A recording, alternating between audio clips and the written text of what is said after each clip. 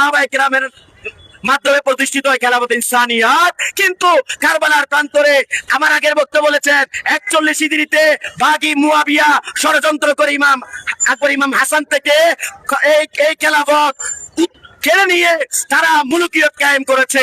হাদিস শরীফের মাধ্যমে প্রমাণিত 30 বছরের পরে আর খেলাফত থাকে না। ওই খেলাফত নয়, এটা হলো মুলুকিয়ত। আমরা দেখতে পাই অনেকে উমাইয়া খেলাফত বলে না, উমাইয়া মুলুকিয়ত বলতে হবে। এ মুয়াবিয়া খেলাফত নয়, মুলুকিয়ত প্রতিষ্ঠা করেছে। এ মুয়াবিয়া উগ্রবাদ প্রতিষ্ঠা করেছে। এ মুয়াবিয়া খুন জুলুম প্রতিষ্ঠা করেছে। এ মুয়াবিয়া গুপ্ত হত্যা প্রতিষ্ঠা করেছে।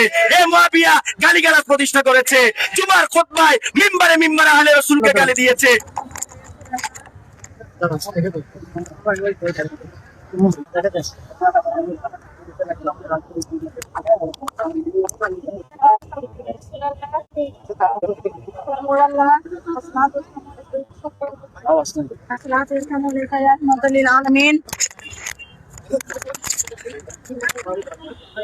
আল্লাহ তাআলার প্রেমের শহীদ দিবস, শাহাদাতে কারবালা দিবস, প্রাণাধিক প্রিয় নবীর প্রেমের শহীদ দিবস, শাহাদাতে কারবালা দিবস, অস্তিত্ব রক্ষার শহীদ দিবস, শাহাদাতে কারবালা দিবস, দিন রক্ষার শহীদ দিবস, শাহাদাতে কারবালা দিবস।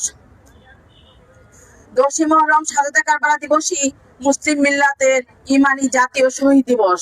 কিন্তু দুঃখের বিষয় আমরা দেখতে পাচ্ছি যে আগামীকাল 10ই মুহররম দেখা যাবে যে পুরো বিশ্ব মুসলিম জনতা এই দিবসকে নিছক আশুরা হিসাবে উদযাপন করে।